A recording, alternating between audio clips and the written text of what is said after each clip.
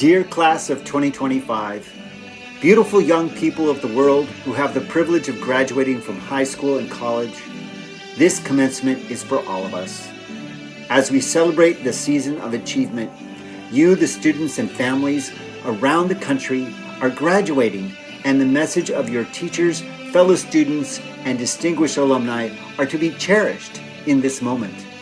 There is no special sauce in my commencement for you. You will likely hear echoes of the themes I speak of at your graduation. This is a bonus commencement speech for all of us. Before I give away the tone of this commencement, let us recognize the twin gifts of instruction and mentorship that made this moment possible. And family. The families whose stories of financial and emotional challenge in getting to this place would make for a Pulitzer Prize novel. There is a story of triumph for every one of you who walks across this stage today. Congratulations. And some of you have had to overcome incredible predicaments not of your own making. Some have found strength in their neurodivergence and have had to teach us how to reveal your talents. Some have found their strengths after recovering from the dissolution of family or recovering from the predatory behavior of people who, for whatever reason, were overwhelmed or ill-suited to be caretakers. There have been brushes with the law and perhaps jail. And we know that violence knows no class or color boundary. All of this is possible, and your strength gives the victory of this day all the more meaning. I invite and recognize all of the genius of lived experience for those parents, siblings, and guests, all of us who soldier on in a world of unequal opportunity. However you arrive at this moment, with or without a scholastic diploma, we do not celebrate the lording over of other people. For we all have value and worthiness, and when the world asks us to divide by merit, let it be the merit of character and the ability to build bridges. You who are specialists in the creation of artificial intelligence, you who are cooks and service workers, you who are the healthcare providers, you who are the administrators, are children together in the demanding work of transformation, because wherever you start and however you are enabled, all of us walk on clouds today, and we will walk on clouds with you, graduates, as you will inspire us in ways we cannot imagine. That is as it should be. It is because we cannot imagine the destiny of your journey that my commencement to you attempts to make palatable two truths. One, that if we decide, we can work and play together to make a paradise here. And two, that up to this point, the most consuming and destructive country in the world has instead chosen not to. And it has been a choice.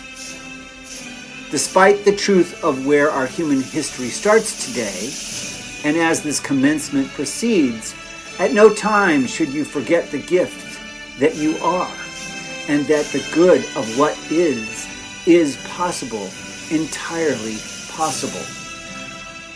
I know we can do this, graduates. We can hold all of us here, the world, as part of our graduation celebration, and we will bravely love all of them as they are also celebrated and seen today. Grim can be good, grim is real, but we do not live in grim alone. So, class of 2025, before we go into describing the legacy of the messed up, are you ready to party? Are you up for a Chapel Rome concert or a marathon Call of Duty fest? Go off grid with your friends, backyard or Grand Canyon, read a graphic novel in secret, have some THC in the middle of the day with some mugwort to assist so you can remember nature's evolutionary genius when it is revealed to you. That is where I go, with friends, with or without herbs, to feel the awe and the bliss of what has been here for millennia and vibrates with every strand of my body. You be you, it says. learning, exploring fearlessly. The fact that leadership is so impervious to the miracle of this mycelium-bound world is what makes this nation's leadership so ridiculous and scary. Can we just get the neocon normies, Democrats, Republicans, and troglodytes to microdose? If it were just that easy.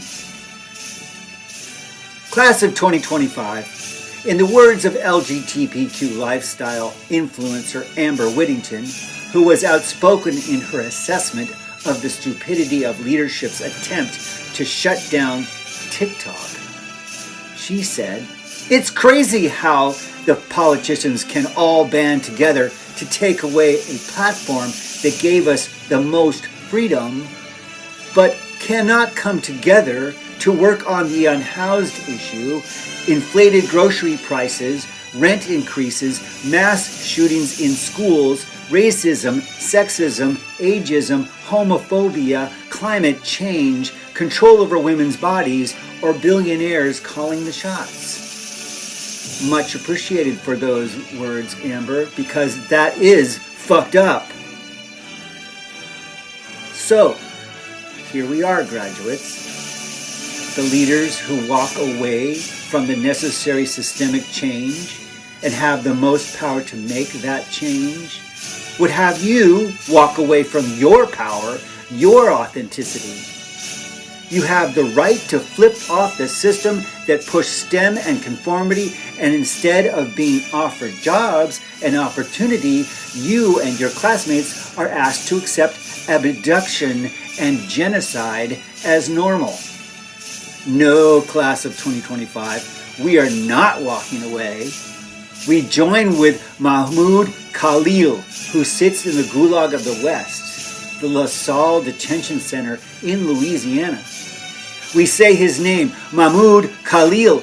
We bring this legal immigrant, holder of a green card, we bring him back to his wife and weeks-old child. Say his name, Mahmoud Khalil, a courageous graduate student of Columbia University's School of International Public Affairs, abducted for his righteous stand for Palestinian human rights. We say his name, Mahmoud Khalil. It was said to my class of 1985, and 40 years later, it is said to the class of 2025, the generations before you have kicked the can down the road. That can is liberation, real codified liberation.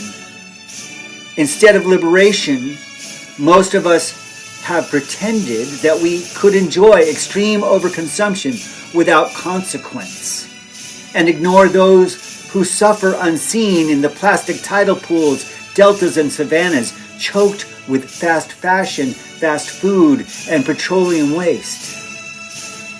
We have had choices. We have been warned. In the book Silent Spring, author Rachel Carson details the pesticide devastation in 1962. In her day, as a woman, Rachel would not have been able to open a checking account. But persevere she did, and her truth to power gave wings to the environmental movement, which saw the creation of the Environmental Protection Agency, which now, 60 years later, President Twinkie Trump's Project 2025 is busy dismantling. Class of 2025, you already know that we live in the most incarcerated, income unequal, kleptocratic country on the planet. The generations ahead of you knew it, and they split two ways.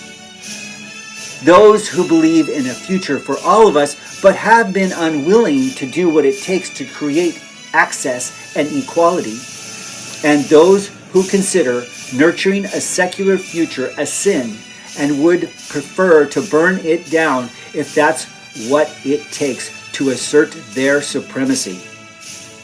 Neither provides you with a promising legacy.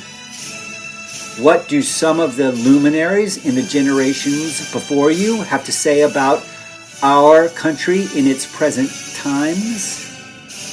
Author of many books on the toxicity of entrenched concentrated wealth, Naomi Klein says this in her latest book, The Rise of End of Times Fascism. We are in a moment when our elites, whether they admit it or not, do understand that our economic model is at war with life on Earth.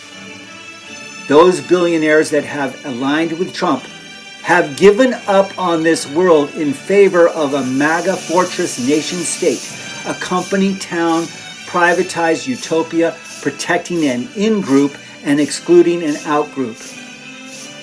No friend of Naomi Klein and king of concentrated wealth making, 90-year-old Warren Buffett agrees that concentrated wealth is toxic. He had this to say when announcing his retirement as chair at Berkshire Hathaway. I do not think it is a great idea to design a world where a few countries say, ha ha ha, we won, while the other countries are envious. Buffett further warns the U.S. It's a big mistake, he says. In my view, when you have 7.5 billion people who don't like you very well, and 300 million people who are crowing about how well they've done. Class of 2025, the inequity cannot be justified. Takers of your future and your liberty, our future, our liberty, now follow a path more toxic than that described in Rachel's Silent Spring 60 years ago. At the risk of taking too long in this already long commencement speech, I will share with you the thought of a third boomer luminary. The Yale professor of philosophy Jason Stanley writes about fascists in the US and around the world who are hell-bent on erasing the history of the natural world, liberty, and humanity. Stanley shows that fascism is most threatened by the origins of democracy, free thought, and will resort to violent lawlessness to extinguish the chance of an alternative to authoritarian power by erasing the schools, the teachers, the hospitals, health training, and you, the students of free thought. Class of 2025, we know the story of erasure. It has been told before. Our indigenous siblings who continue to be denied warned us long before our Western media darlings, Naomi Klein, Warren Buffett, and Jason Stanley.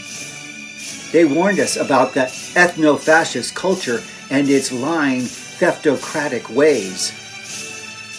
The reality of our history is we did not liberate ourselves from the cesspool of human degradation that this country created when all of us took part in the genocide of America's indigenous tribes and enslaved Black and brown people.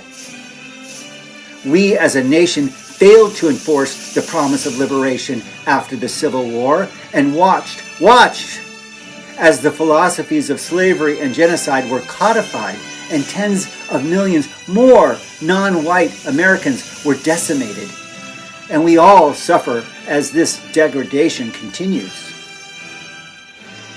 As much as the civil rights movement changed some laws for the better, we can see them being dismantled today. The civil rights movement did not free us from the underbelly of our past. And now we see the sickness of flawed, imposter religious fascist society aimed squarely at all of us. It has been aimed at nations and people and students. In 1967, it was aimed at UC Berkeley students who were gassed and beaten with batons and jailed for speaking freely against the Vietnam War. The then governor of California, Reagan, had this to say about our student forebears. How far do we go in tolerating these people and trash under the excuse of academic freedom and freedom of expression? Reagan's slogan, Make America Great Again. We see the sickness. Class of 2025, one more remembrance before we move on, because we will move on. At another height of our nation's depravity, in the middle years following the Civil War, when this country abandoned the promise of black rights and representation and further dispossessed and murdered indigenous Americans under the presidents of Andrew Johnson, Ulysses Grant, and Rutherford Hayes. A great man, Sitting Bull, a Lakota chief, uniter of the Oceti Sakowin tribes, had this to say about our country and its leadership in 1877, words that would well apply today. Yet hear me, friends, we have now to deal with another people, small and feeble when our forefathers first met with them, but now great and overbearing. Strangely enough, they have a mind to till the soil, and the love of possessions is a disease in them. These people have made many rules that the rich may break, but the poor may not. They have a religion in which the poor worship, but the rich will not. They even take tithes of the poor and the weak to support the rich and those who rule.